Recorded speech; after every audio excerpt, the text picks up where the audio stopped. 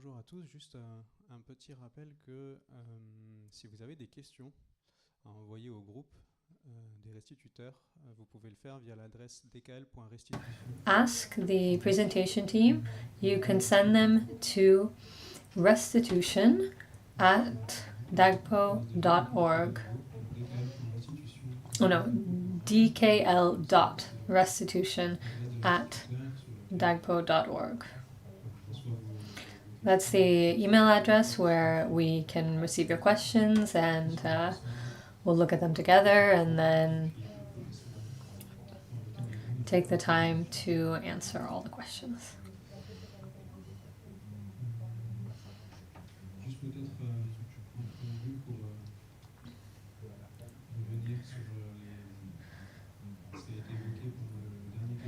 Just to quickly touch on what was brought up in the last question and answer, the difficulty of understanding what we're talking about here, that for now it's quite intellectual and it can be hard to connect this to daily life.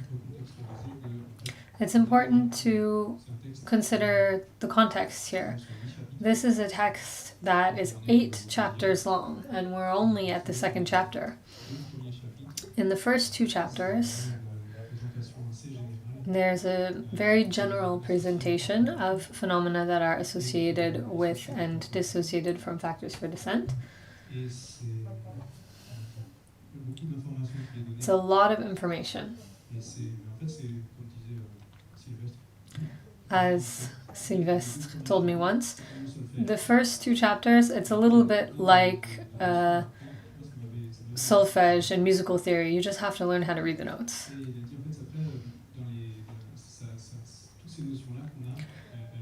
All of these ideas that we're learning here will help us in the chapters to come.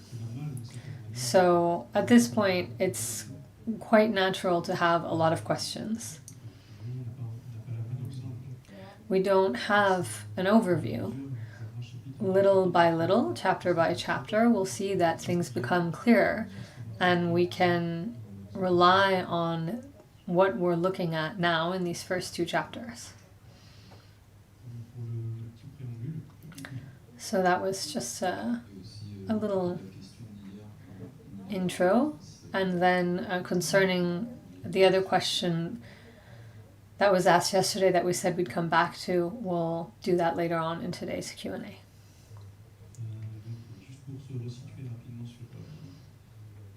So just to remind us all where we are in the text, we're looking at the mode of birth of immaterial phenomena,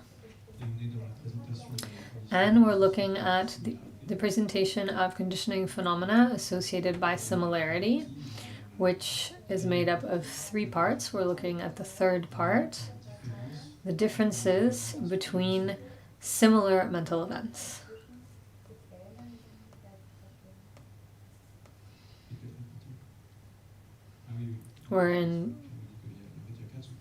There are 4 subparts. We're in the 3rd subsection out of these 4.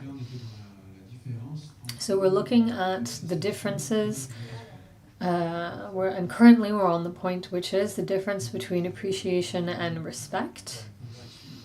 We defined them at the end of the last session, and now we come to a subsection of this section, which is called what domains, what realms are they present in?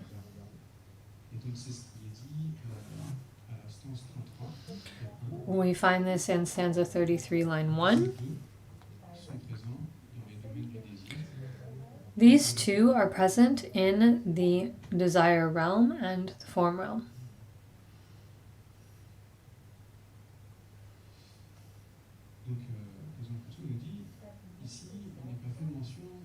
Khelzang Puntso says, here there's no mention of the formless realm. Why? Because this concerns respect and appreciation focused on an outer person.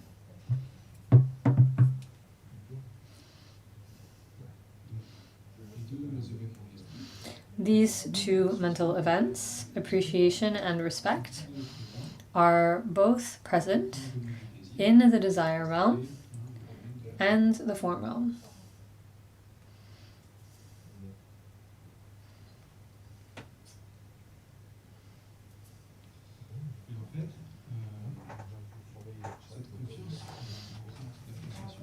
But this confidence or trust, what we could call confident appreciation, that was explained last time, as it was said in the root text, appreciation is confidence. We spent time defining appreciation in the current context. This confidence, marked by appreciation, is also present in the formless realm. This appreciation or confidence is, and respect are not focused on an outer person because there are no outer objects.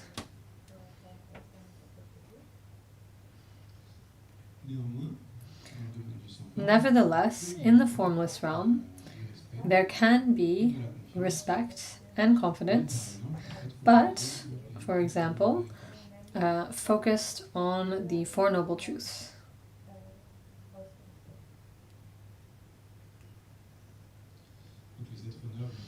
Noble beings in the formless realm have respect and confidence regarding the truth of suffering, the truth of origin, etc.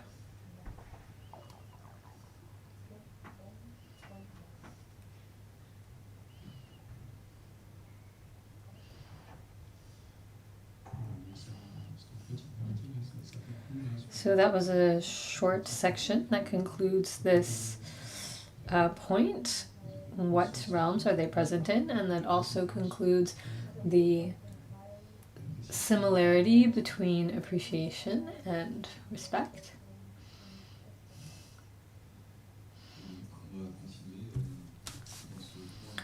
Now we'll continue with the next point concerning the difference between similar mental events. We come to the third here, the difference between coarse examination and subtle analysis. So we'll talk about these two a bit more here. In relation to the questions about these two, at the end of chapter 1, there was a section, a point on what is associated with and dissociated from coarse examination and subtle analysis. So I'll share a bit of what was given then, and then we'll come to what's said here. So, coarse examination refers to a way of knowing that is coarse. It's a type of investigation where we ask ourselves, what is it? For example, when I hear vase or pillar or jacket or bowl, if I don't know the object, then I'll just hear the name, pillar, vase, and then I'll think, what's that? This type of thought is coarse examination.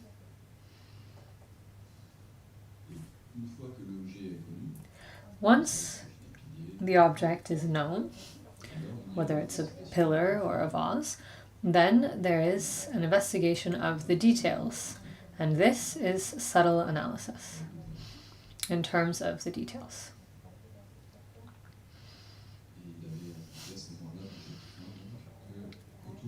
Khelzang Puntso added in chapter 1 that around the 5 sense consciousnesses we find, or there are present, both course examination and subtle analysis. Khelzang Puntso then said at that point that it's difficult to explain, that it's a very subtle process that we can't see.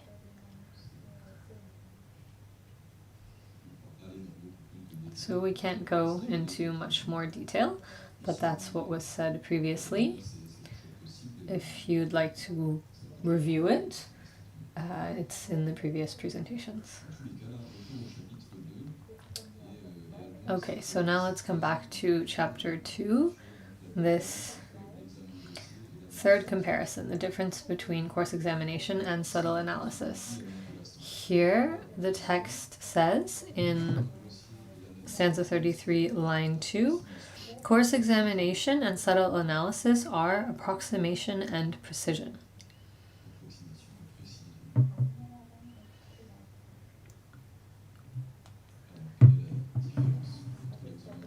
What's the difference between course examination and subtle analysis? Here it's fairly clear. Course examination is associated with the term tsing in Tibetan, which is translated here as approximate.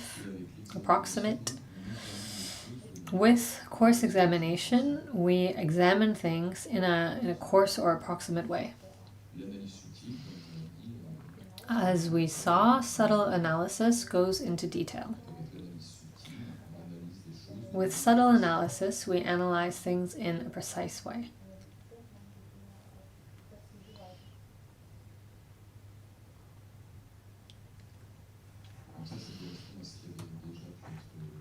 This corresponds to what was already said about these two mental events. And next comes the clarification. We mentioned this briefly. The 8th Karmapa says that starting from the second meditative absorption up through the peak of existence, indeed, there is course examination and subtle analysis. Whereas, as we saw, Vasubandhu says that starting from the second meditative absorption up through the peak of existence, there is neither course examination nor subtle analysis. Nevertheless, these 2 points of view are not incompatible according to Karmapa, because when Vasubandhu says that starting from the second meditative absorption, course examination and subtle analysis are no longer present, according to Karmapa, what Vasubandhu means is that course examination and subtle analysis are no longer present around the 5 sense consciousnesses.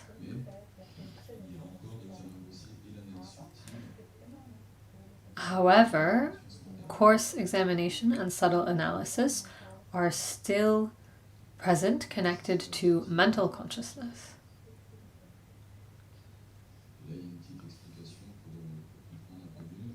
Then there's a short explanation to help understand this better. If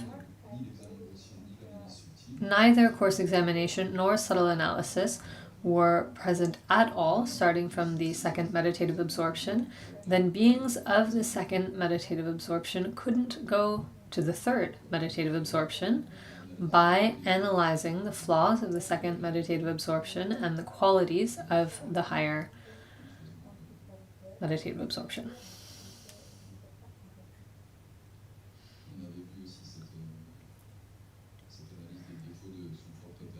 We looked at this notion of considering the flaws of one's own level and the qualities of the one above.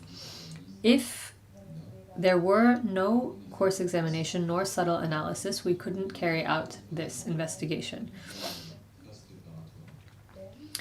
Indeed, between the second and the third meditative absorptions, there is a preparatory phase during which we analyze the flaws of the meditative absorption that we're currently in and the qualities of the one above.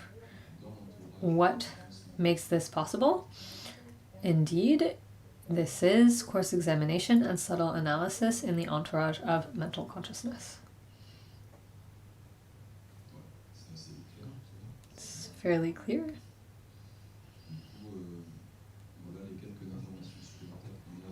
So those are the supplementary pieces of information offered here. And of course, these concepts will come up later in the text. Then this brings us to the fourth difference, the difference between pride and self-absorption.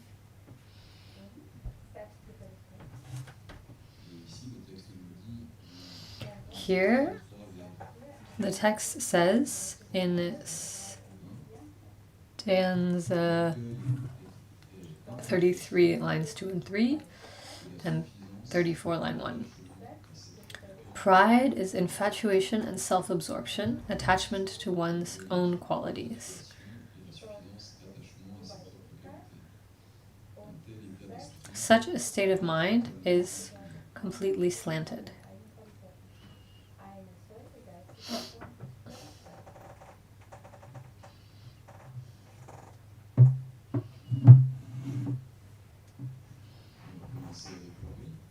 Let's begin with pride. Pride is infatuation, as the text says. It is a mental event that is believing that we are above others, that we think that we're superior. This judgment of superiority is made in relation to an outer person. For example, we may think that we're equal to someone who is superior to us, or we may think that we are superior to someone who is in fact our equal.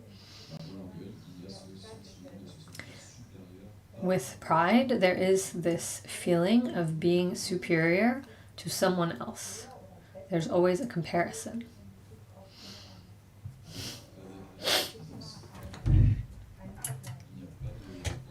Whereas with self-sufficiency, there's no, or not self-sufficiency, sorry, self-absorption, there's no outer comparison.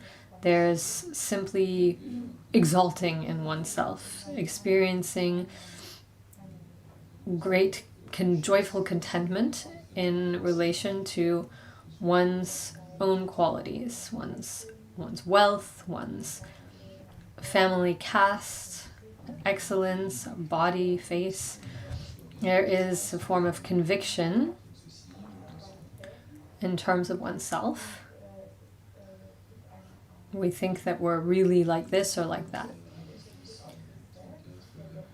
In terms of self-absorption, stanza 34, line 1 says, such a state of mind is completely slanted.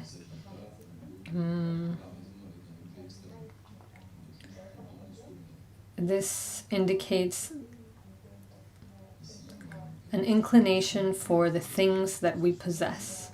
It's not a comparison with an outer object. It's simply being content with what we have, happy about what we have.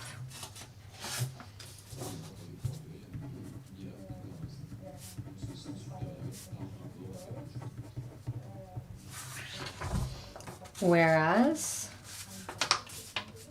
with pride, we feel superior to something else.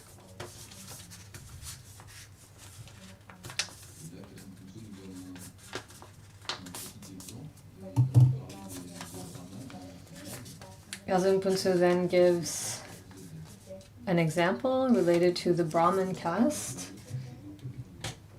in India. For example, they never drink water that has been touched by someone else. When Khelzang Puntso was a student, an elderly lady came to the Shedra. She was Nepali and from a very high caste, but she was very poor. and so she came to beg. She didn't have slippers even. And one day, a monk gave her a pair of slippers. But as they had already been used, she threw them out.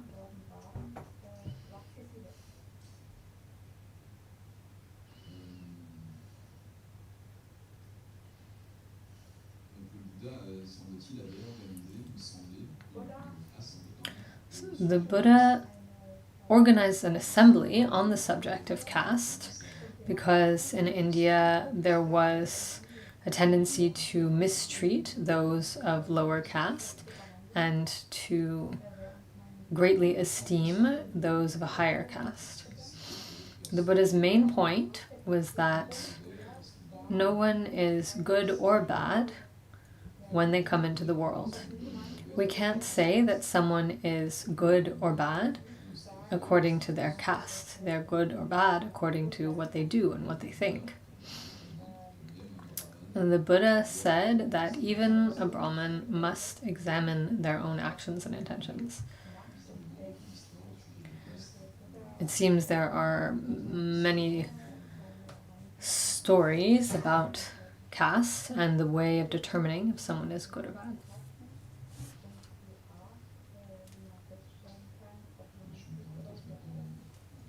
A short aside. Reading this example, I'm wondering if this is meant to illustrate pride or self-absorption. I mean, there's an element of comparison. Maybe both?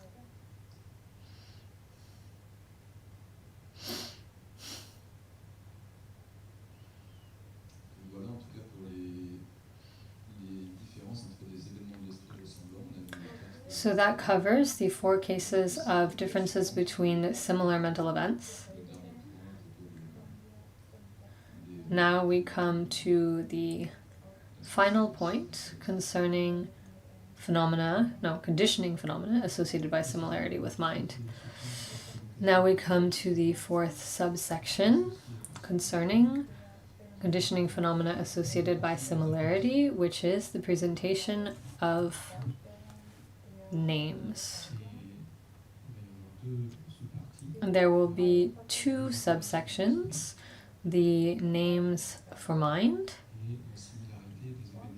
and similarity of mental events. Khelzang Puntso says that we're going to talk about the association between sovereign mind and mental events. But we'll begin with the different names for sovereign mind.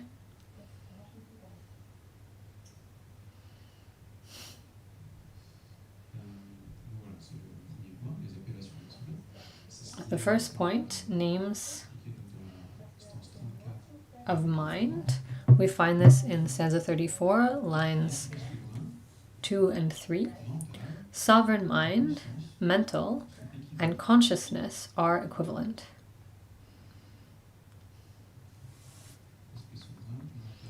Sovereign mind, mental, and consciousness are equivalent. So these 3 names refer to the aggregate of consciousnesses, and thus they are equivalent.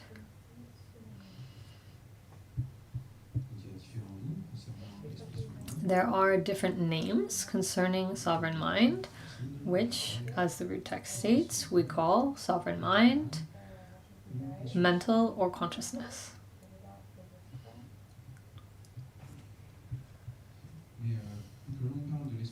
Whether we're talking about sovereign mind, the mental, or more precisely, mental refers to the ayatana of the mental.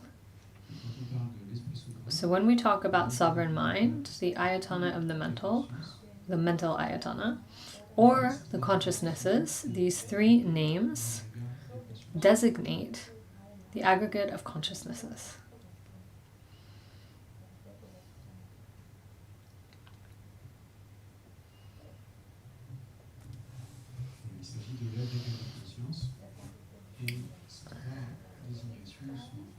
It concerns the aggregate of consciousnesses, and these three names, designations, refer to the same thing. They are equivalent.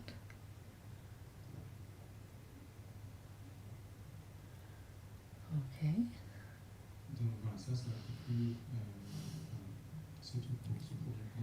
That's all for this first part on the names of mind, for mind. Now we come to the second point, similarity of mental events or with mental events. This begins in stanza 34, line 4, up through stanza 35, line 1. The root text says, sovereign mind and mental events have the same support, same focus, and same aspect. They are also associated by way of 5 similarities.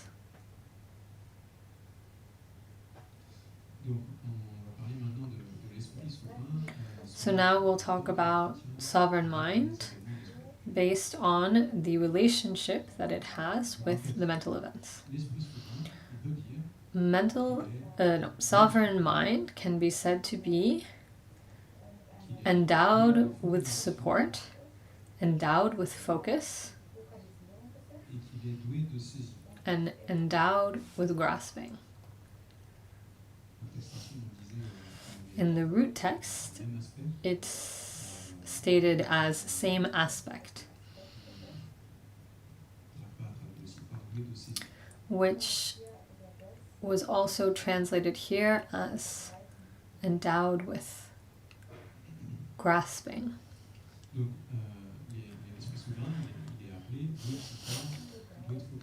Thus, sovereign mind is said to be endowed with support, endowed with focus, endowed with grasping. In the same way, the mental events are said to be endowed with support, endowed with focus, and endowed with grasping. What is meant by endowed with support? This means that mental events and sovereign mind have a support, which is that of sense faculty.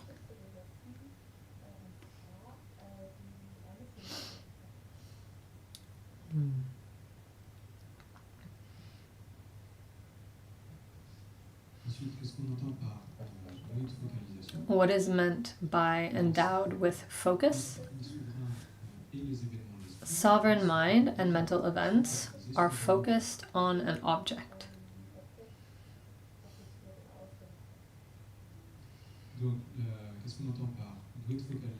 What is meant by endowed with focus? This means that sovereign mind and mental events are focused on an object.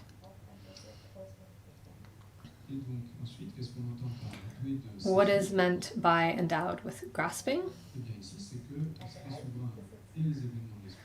This is because mind and mental events grasp an object.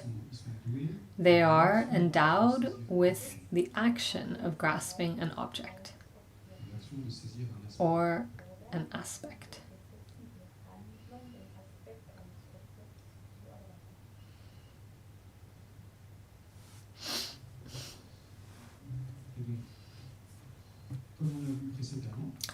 As we saw previously, so we've seen what these 3 terms mean: endowed with support, endowed with focus, and endowed with grasping. It was also the root text also said that they are associated by similarity through 5 aspects. We looked at this in chapter 1. This means that mental events are associated by similarity with sovereign mind through 5 aspects. There is similarity of support that we just covered, similarity of focus, similarity of grasping. Those are the 3 that we just covered. And in addition to this, similarity of time and similarity of substance.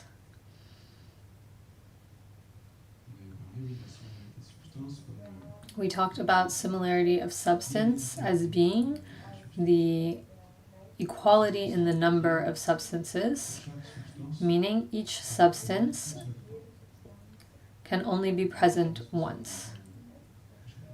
We defined this in chapter 1.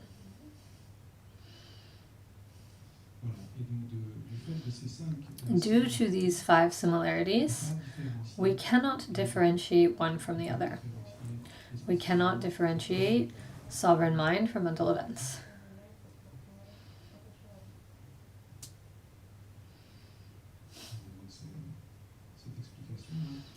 This explanation concludes the part, and the main part, which is entitled The Mode of Birth of Sovereign Mind and Mental Events. Before we go on, let's take a short break.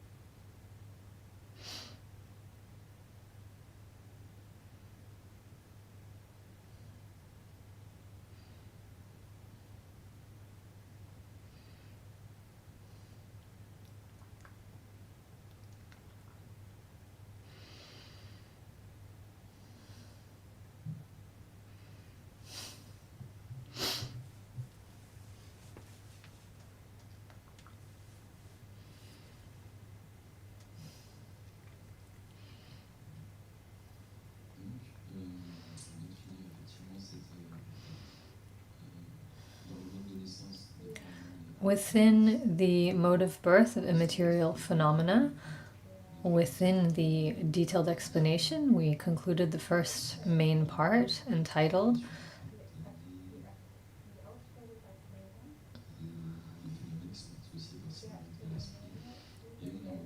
Conditioning Phenomena Associated by Similarity with Mind. Now we come to the conditioning phenomena non-associated by similarity with mind.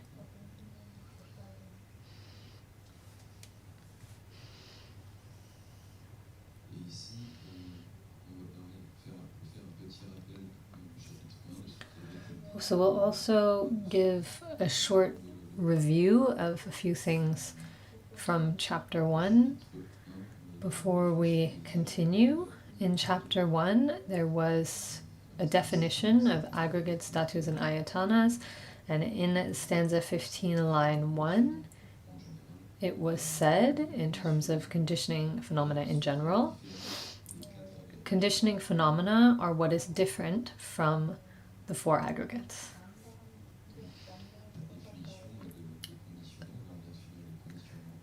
So the definition of conditioning phenomena, the general definition of conditioning phenomena is that they are all conditioned phenomena that are not the aggregate of matter, aggregate of sensations, aggregate of distinctions, nor aggregate of consciousnesses.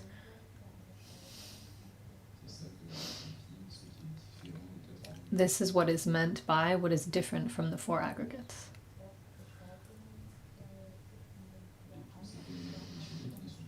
All of these conditioned phenomena that are not these other four aggregates are collected in the fourth aggregate, the aggregate of conditioning phenomena.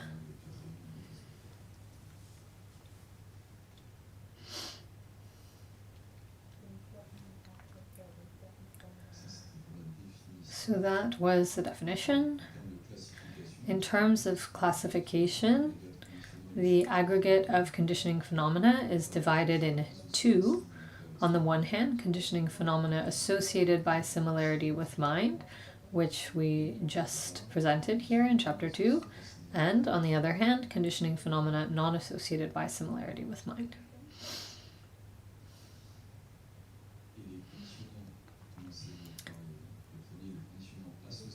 The conditioning phenomena associated by similarity with mind were just covered. The 46 mental events which are said to be associated by similarity. Associated by similarity with what? As we saw in the explanations, with consciousness, with sovereign mind.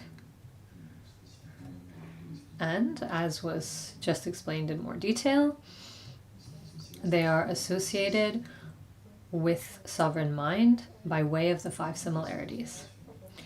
Due to this association, the mental events resemble sovereign mind, and sovereign mind resembles the mental events. These two resemble each other due to the five similarities.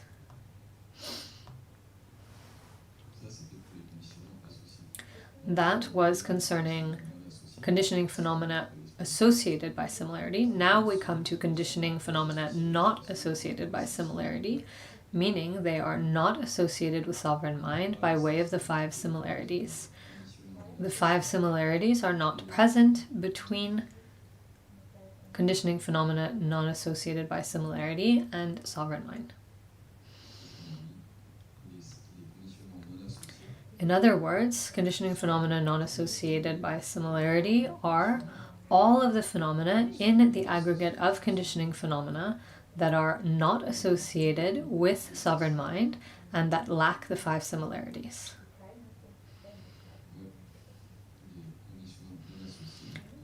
Conditioning phenomena not associated by similarity are all of the phenomena in the aggregate of conditioning phenomena that are not associated with sovereign mind and that lack the five similarities.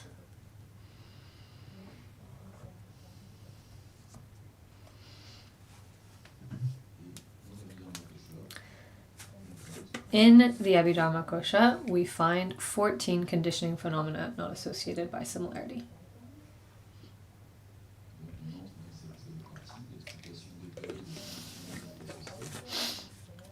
Now we come back to the point itself in Chapter 2, the detailed explanation of conditioning phenomena not associated by similarity. This has 3 sections to it: the concise presentation, the detailed explanation, and a conclusion, which is a presentation of other particularities of phenomena.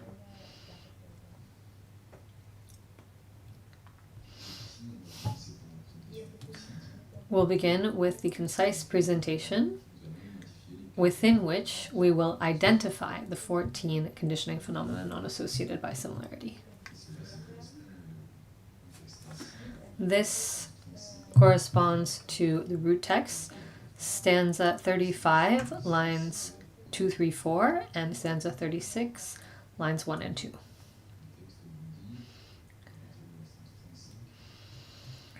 The non-associated conditioning phenomena, number 14. Obtaining, non-obtaining, shared part, a state without distinctions,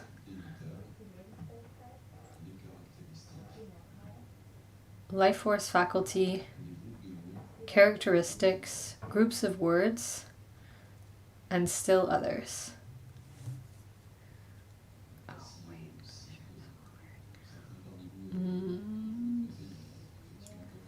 If you counted them, not all 14 are listed here.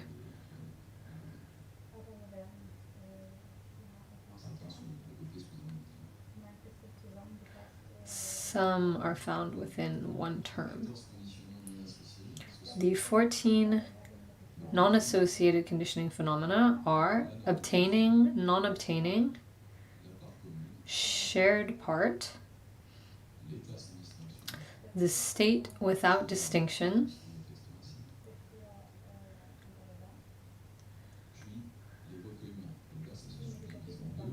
the meditative absorptions, which includes 2 phenomena, the meditative absorption without distinction and the meditative absorption of cessation.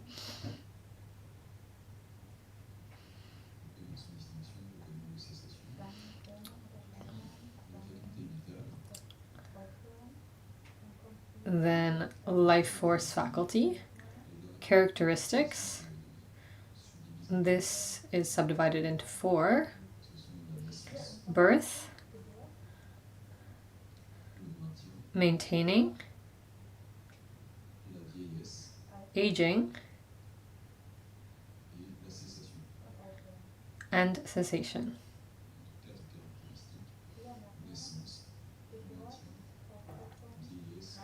Once again, birth, maintaining, aging, and cessation.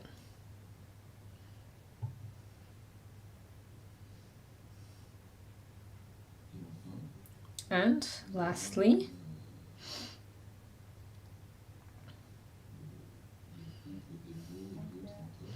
then we find groups of words and still others.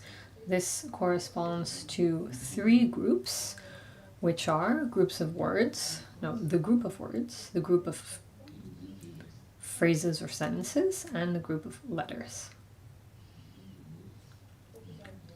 Group of words, group of sentences, group of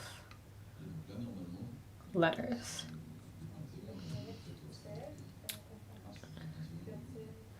If you count them, including the subdivisions of meditative absorptions into 2, characteristics into 4, and groups of words into 3, there are indeed 14. So that was the concise presentation.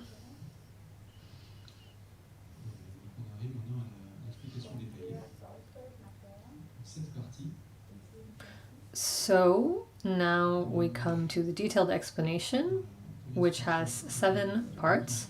The first part covers obtaining and non-obtaining. The second point is shared part. The third is the state without distinctions. The fourth is meditative absorptions. The fifth is life force faculty. The sixth is characteristics. And seventh is the group of words, etc. We'll begin with the first point, obtaining and non-obtaining. This point has 3 subpoints.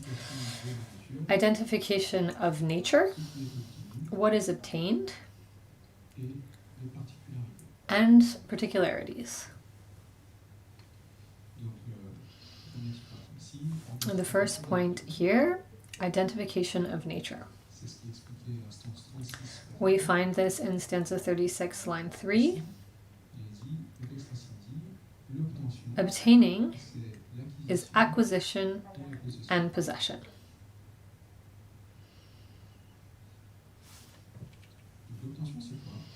What is obtaining? Khelzang Puntso says, it is a substance that causes possessing everything belonging to a personal continuity, a continuum. Obtaining is a substance that causes possession of everything belonging to a personal continuum.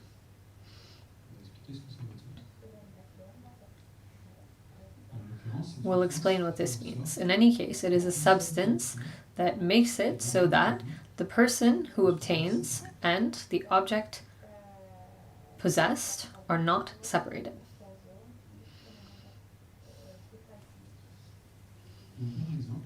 For example, I have a vow. Here, vow has a specific definition in the context of the Abhidharma. We'll see this later in chapter 4 when we talk about the disciplines. But here, when we talk about a vow, this can refer to the disciplines of individual liberation, disciplines of meditative absorption, or disciplines associated from factors for descent. So this is the meaning of a vow in this context. I have a vow, and this vow will not leave me. I possess it.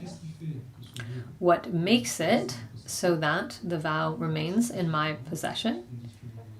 It is this non-associated conditioning phenomena, obtaining. To illustrate this example, he gave an example. I can do it with a thermos.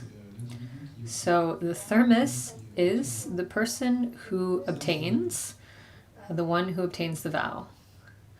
The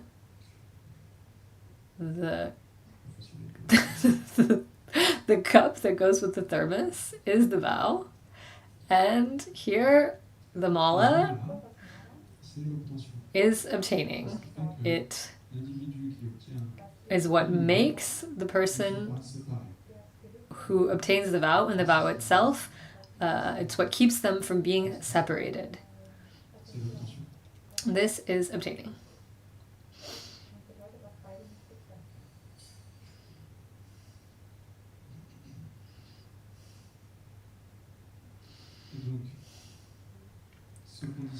This non-associated conditioning phenomenon,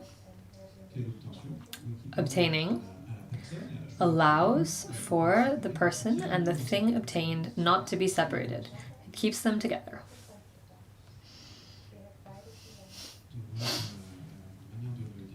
That's how it is defined. And then there is a classification. There are 2 types of obtaining. There is obtaining that is acquisition,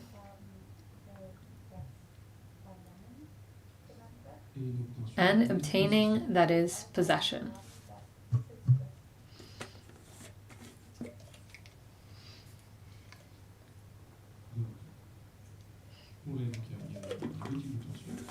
There are 2 types of obtaining, acquisition and possession. Now we'll go into more detail on acquisition. There are also two types. First, acquisition of a new thing, something that we did not possess before, previously. And secondly, there is acquisition of something that we possessed before, but that we lost, and that we obtain once more.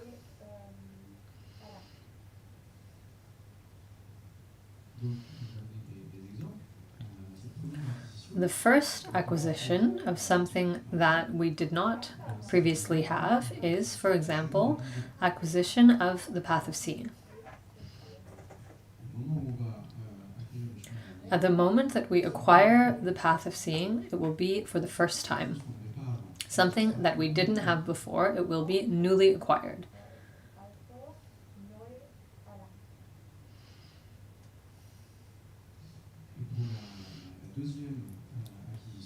For the second type of acquisition, acquiring something that we have lost, the example that's given is obtaining the primary phase of the first meditative absorption.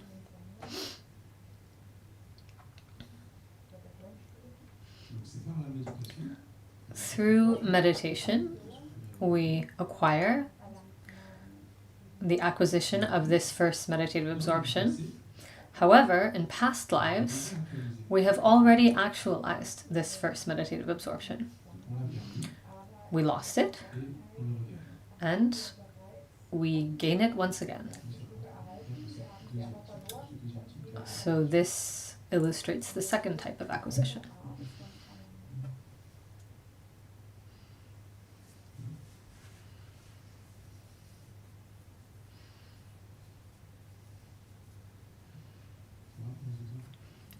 All okay for the examples? We'll see during the Q&A.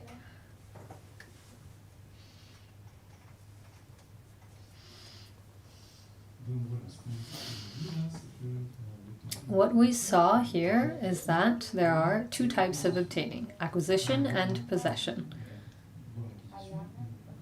Oh no. Previously we saw that there are two types of obtaining, acquisition and possession. We've just covered acquisition, now let's look at possession.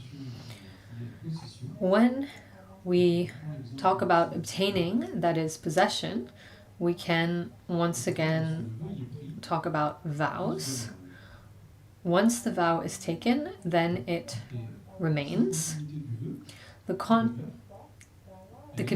the continuity of the vow that remains is in our possession. This is what we call possession. We possess the vow.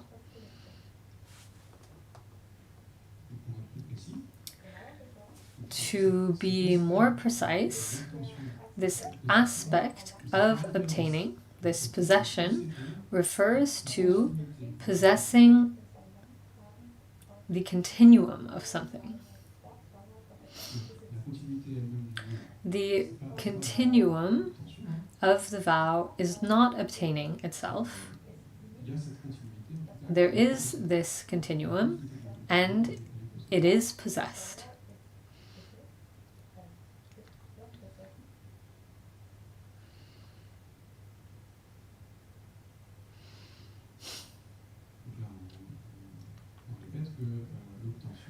Obtaining is what makes it so that the person who takes the vow and the vow itself are not separated.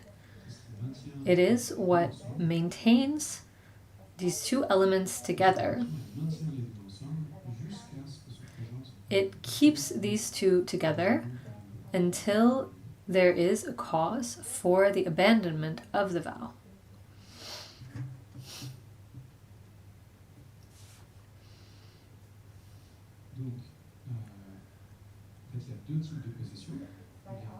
There are two types of possession. We just covered the first type, which is possession of the continuum of something, for example, the vow. And second, there is what is called primordial possession. This is something that we have obtained, but that we have always had. The example of something that we have always had is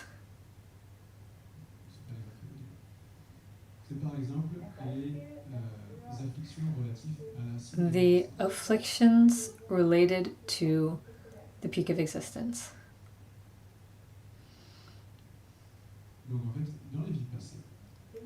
In our past lives, it may have occurred that we eliminated all the way up through the third level of the formless realm, the sphere of nothingness. But we have never eliminated the afflictions of the peak of existence. If we had, we would be a noble being. Thus, well, we can see that this is not the case, thus we have not abandoned them.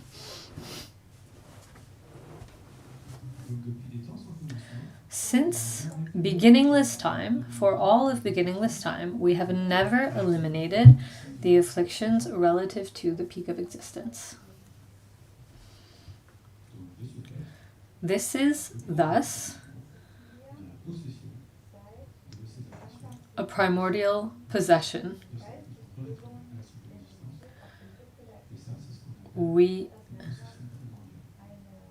possess these afflictive obscurations of the peak of existence for all of beginningless time, since all of beginningless time. That was a classification of obtaining, which is twofold. To recap, obtaining can refer to an acquisition or a possession. An acquisition can be the acquisition of something new or the acquisition of something that we have lost. Possession also has two types, either possession of a continuum or primordial possession, like the afflictive obscurations of the peak of existence.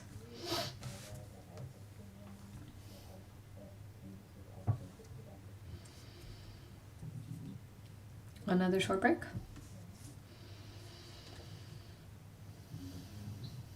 We can digest that a bit.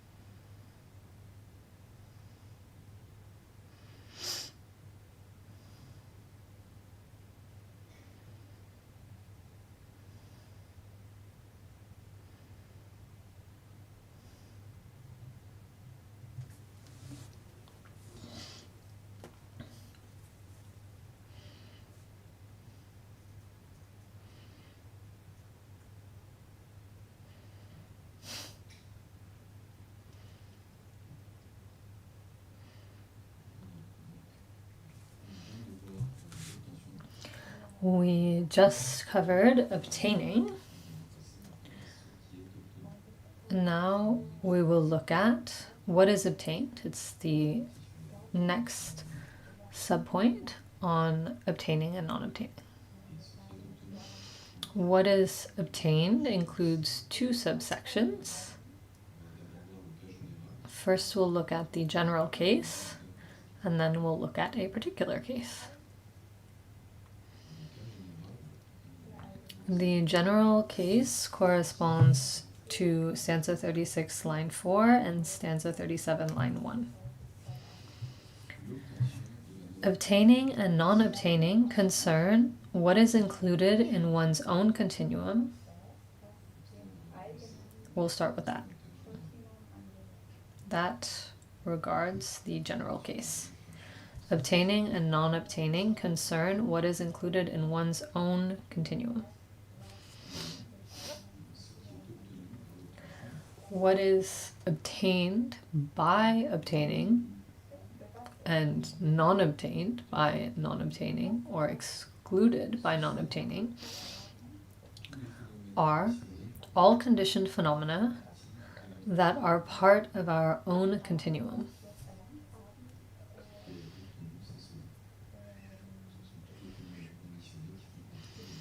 What is obtained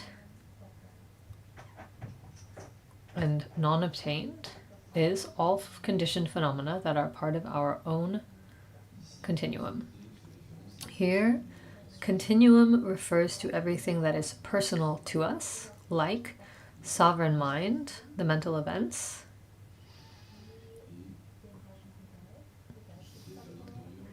everything within the body, everything that makes up the body.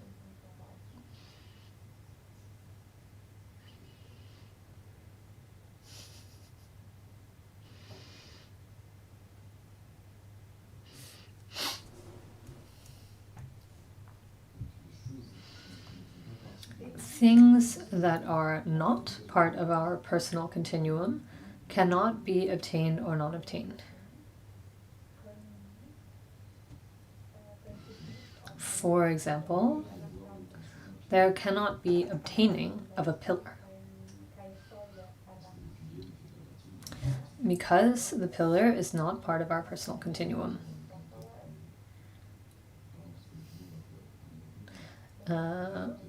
Another thing we could look at is we can't obtain a book or glasses, a computer. All of these things are not part of our personal continuum. It's important to distinguish this. What is obtained must be a part of our personal continuum. As we said, sovereign mind, mental events, and everything that makes up the body. This is our personal continuum. This is what is obtained. Additionally, obtaining itself is part of our personal continuum.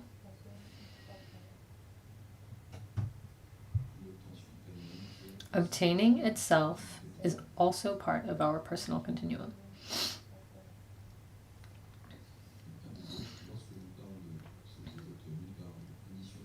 When we talk about what is obtained by the non-associated conditioning phenomenon that is obtaining, it is everything that belongs to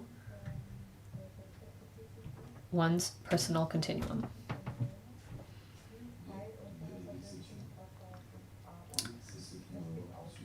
There are exceptions, and we'll look at this in the second point, particular case. We find this at the end of stanza 37's first line, which tells us, as well as the two cessations. If we look at the whole sentence, it says, obtaining and non-obtaining concern what is included in one's own continuum, as well as the two cessations.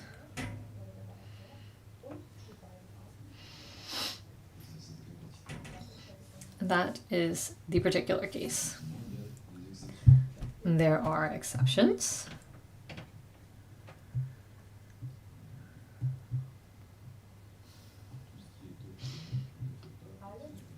not everything that is obtained is part of one's personal continuum. There are two exceptions, which are the two cessations. Cessation by way of examination and cessation without examination. These two things, these two phenomena, are obtained despite the fact that they are not part of one's own continuum. They are obtained, but they are not part of one's personal continuum. Thus, they are the exception.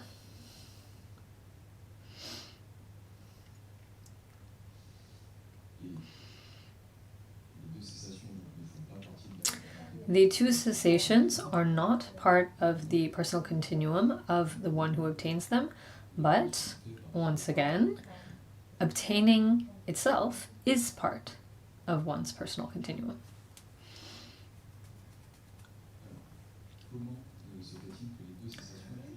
How can the two cessations be obtained if they're not part of one's personal continuum? To explain this, we will give some detail on the two cessations. A little reminder, because we looked at these at the very beginning of the text in the first couple of stanzas. They were presented with the unconditioned phenomena. Cessation by way of examination causes phenomena associated with factors for descent to cease. Cessation by way of examination causes the cessation of phenomena associated with factors for descent, including the afflictive obscurations.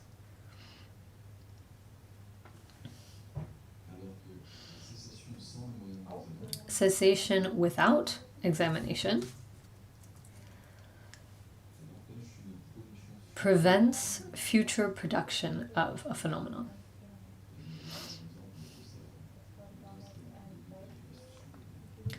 There was an example at the very beginning of the presentations, which is that of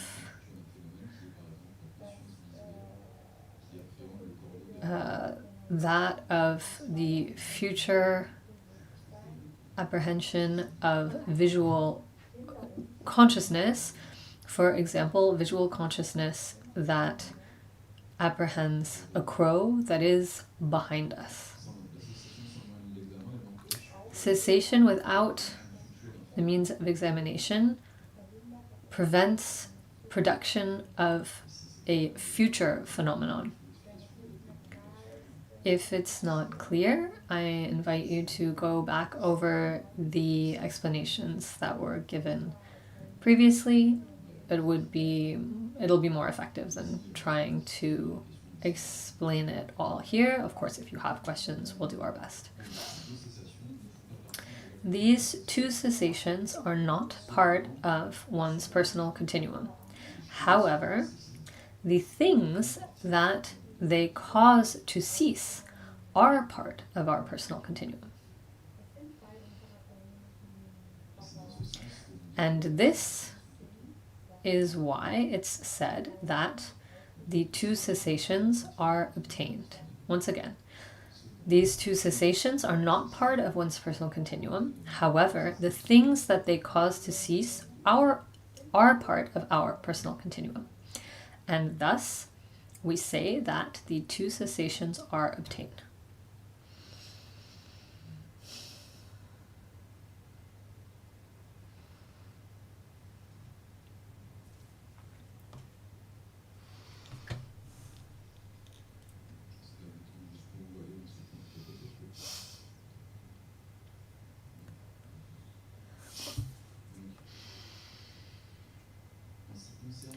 Concerning what is obtained,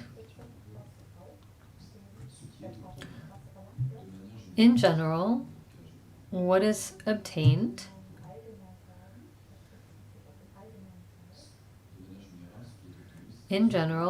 obtained is conditioned phenomena belonging to one's personal continuum. That was what we saw in the general case. But there are exceptions. This is what's covered in the particular case. There are phenomena that are not part of our personal continuum and can be obtained. There are only two, and the two phenomena that do not belong to one's personal continuum and that can be obtained are the two cessations.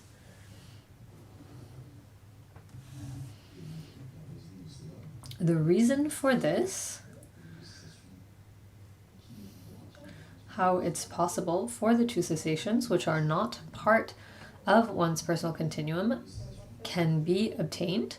They can be obtained because the objects of the two cessations are part of our personal continuum. For example, the afflictive obscurations that cessation by way of examination causes to cease, they are part of our personal continuum.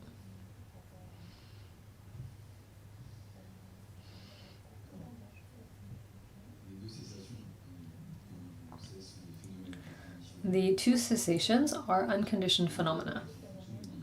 Here, Khelzang Puntso says, we might then ask ourselves, can space be obtained? Space, which is the third unconditioned phenomenon. Can it be obtained? No, it's not possible for two reasons. Space is not part of one's personal continuum, like the two cessations. But second reason, space doesn't cause anything to cease. Therefore, there is no object of cessation that could be part of one's personal continuum in the case of space. So for space, this doesn't work.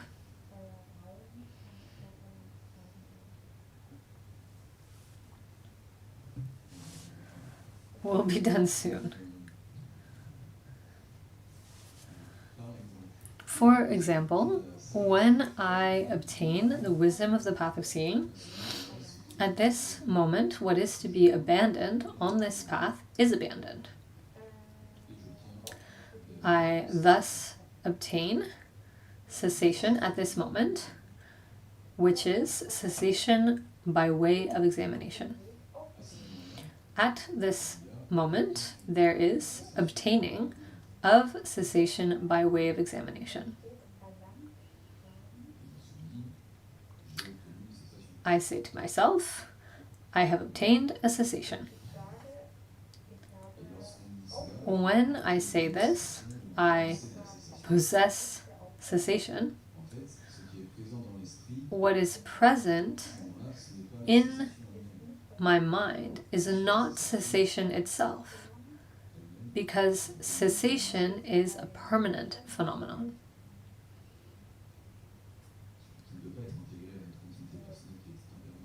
Therefore, it can't be part of our personal continuum, which is impermanent. What is present in our mind, in my mind, when I think I have obtained cessation, it is obtaining of this cessation. What is present in the mind at this moment is not cessation. It is obtaining of the cessation by means of examination in this case.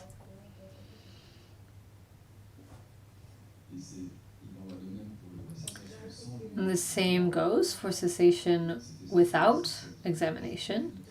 This cessation is what definitively prevents future production of a phenomenon.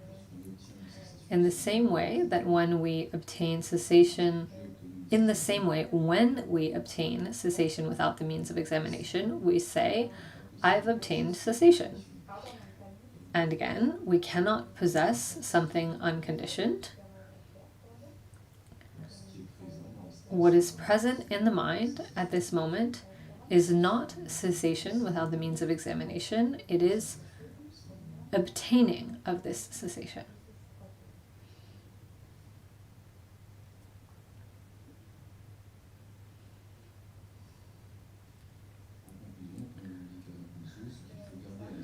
the thing to keep in mind, Khelzang Puntso tells us, is that all obtaining, without exception, is part of one's personal continuum. Additionally, what is obtained, the things that are obtained are not all part of one's personal continuum, such as the two cessations. The two cessations are obtained, but they do not belong to one's personal continuum.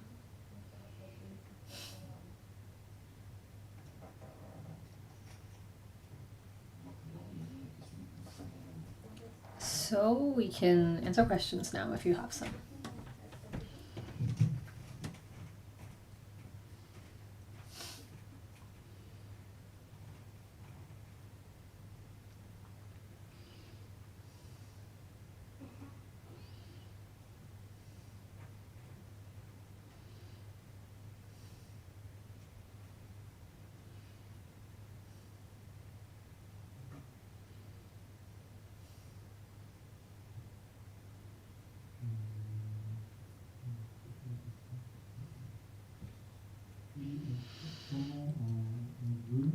How can a vow be part of one's personal continuum?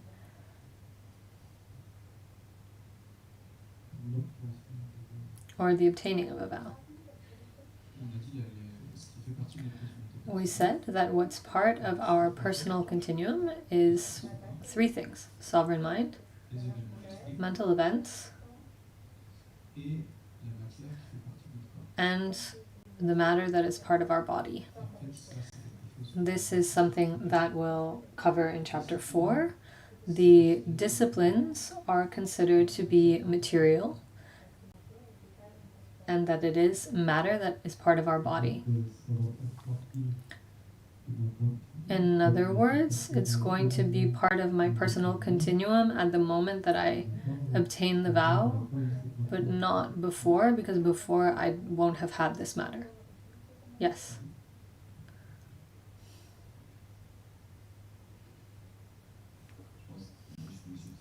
Just one subtlety to distinguish between what belongs to one's personal continuum, which pertains to what is obtained, and obtaining itself. It's not because we obtain a vow that the vow is part of our personal continuum. Both are part of it. I thought you were saying that no, it's just obtaining but not the vow. No, we said that all obtainings, without exception, are part of one's personal continuum. And in terms of what is obtained, it's different. The things that are obtained are not all part of one's personal continuum. There are exceptions, the two cessations. The other things are part of one's personal continuum, including vows. I have another question. You talked about obtaining and possession. So first, it's possessing the continuum of something, and then the second is primordial possession. I wrote down it's possession for all of beginningless time. Since the beginning of beginningless time. Does this imply that there was something before beginningless time, and that at the moment we obtained this possession, because possession isn't something we obtain? No, but since beginningless time, there's nothing before that. That's why it's beginningless. But possession isn't something we possessed before possessing it? We're not talking about the moment when it was obtained. We've always had it. It's possession. It's never been a possession. No, I think you're talking about acquisition. There are two types of obtaining. There's acquisition, where we obtain something for the first time, or things that we attain because we've lost them. But in the case of possession, particularly primordial possession, is something that we've always had. And it's not obtaining? Yes, it is. It's a type of obtaining. There are two types of obtaining: acquisition and possession. It seems like you're reasoning in terms of acquisition, but this is in terms of possession. For the thing that we lost but we find again, you mentioned a state of meditative absorption that was already present in past lives. But that's in this case. But there can also be a case where meditative absorption appears for the first time. In the example that you gave, this meditative absorption was already present in past lives, and then we found it again. Well, just remember there's this reasoning where we've experienced an infinity of lives, and we have experienced all the realms of samsara, so it's difficult to say that we're obtaining something in samsara for the first time. However, the path of seeing, for sure, we've never obtained it, because then we'd be a noble being.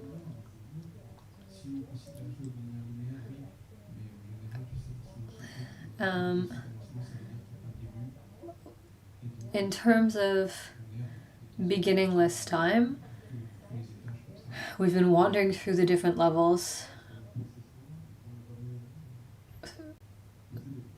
So then it's possession, but we haven't possessed it before? I'm a little confused. I'm not sure I followed clearly, but this obtaining of the first meditative absorption was stated in terms of acquisition. It's important to distinguish between acquisition and possession. It sounds like you're trying to take the example from acquisition and make it work with the definition of possession. I'm obtaining it once again because I already had it in the past and then I lost it. But if, as you said, since beginningless time, we have already done everything in samsara, if you say that we've done everything in samsara, then since beginningless time, this first meditative absorption, at some point we obtained it for the first time. Otherwise, we would have it for all beginningless time, which would make it a possession. It has to be one or the other. I think the best thing to do is go back over what's said here and just reflect on it. Otherwise, we'll probably just go in circles.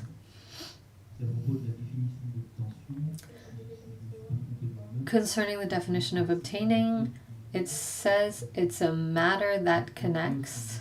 How is it a matter? Obtaining, you mean? A substance. Wait, a matter? No, we said it's a substance, but a substance doesn't necessarily mean that it's matter. For the Vaibhashika, everything is substantial. Mental events are substantial, sovereign mind is substantial. It's important to understand that substance doesn't mean matter.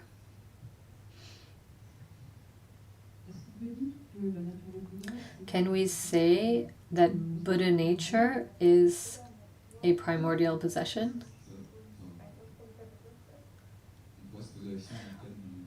We can ask ourselves this question in the context of the Great Vehicle, but this text concerns the Vaibhashika view, which is part of the foundational vehicle, and doesn't consider Buddha nature. But outside of that, can we say so? I don't think so. In fact, it's important to stay with one context here. It's not presented.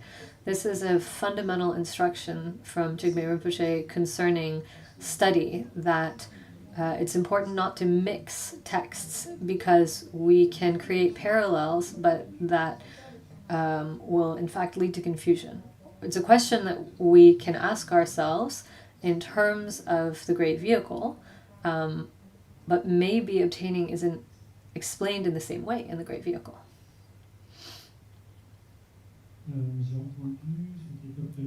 I heard that what's obtained is conditioned phenomena that are part of our personal continuum, and that obtaining itself is part of our personal continuum. So my question is, can obtaining be obtained?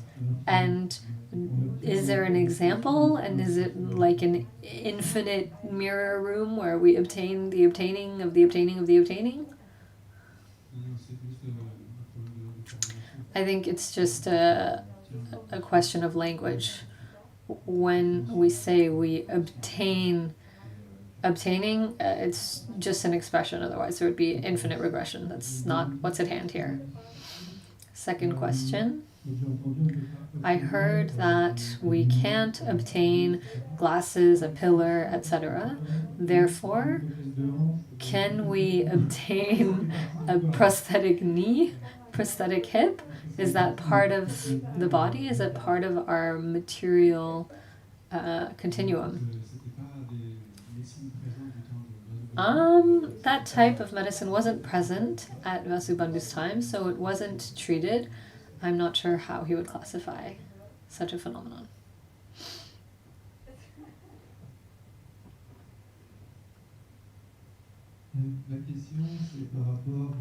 My question is concerning pride and self-absorption. There was a sentence in the root text, such a state of mind is completely slanted or inclined. Is this sentence only in relation to self-absorption, or does this also concern pride? And also this term is completely slanted or inclined. The phrasing, I don't get it. In principle, it's for self-absorption, not for pride.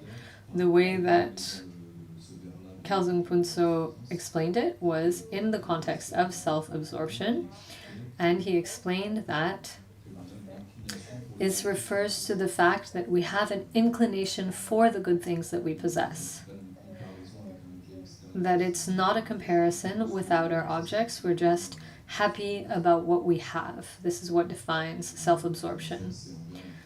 This slant or inclination is towards what we possess. I'm like this, I'm like that. Inclination doesn't speak to you anymore? Before there was another translation completely, slanted or inclined. Coming back to undefined sovereign mind, there was an example when we see a neutral object, visual consciousness, something, 3 dots. My question is there a consciousness that doesn't hinder liberation other than visual consciousness? Yes, the example of a visual object with visual consciousness was the one given, but that goes for any sense consciousness and for mental consciousness. If it's in relation with a neutral object, then it will be undefined, not hindering liberation. One last question.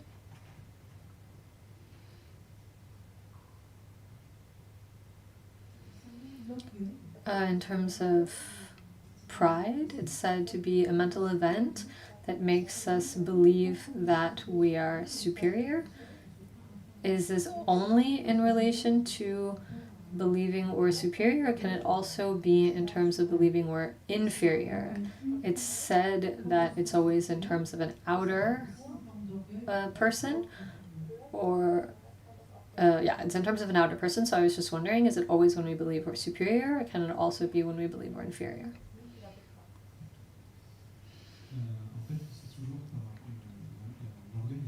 Pride here is always to believe that we're superior. There will be a classification of pride in chapter 5, and we'll see that there's no classification where we think we're inferior. It's always about thinking we're superior. We'll conclude here for today.